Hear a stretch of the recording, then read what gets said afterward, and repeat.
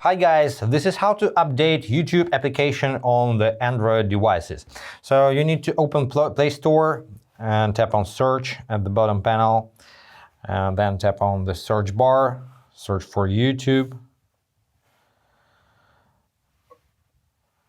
So now the application is up to date, because if the app is outdated, you will see update here instead of open. So you just tap on update and your application will be updated, and an alternative method is go back to the home screen of the Play Store until you see your profile icon over here at the top right. Tap on the profile icon and then go to manage apps and device. Updates available. Let's go. YouTube is not on this list, so it's up to date.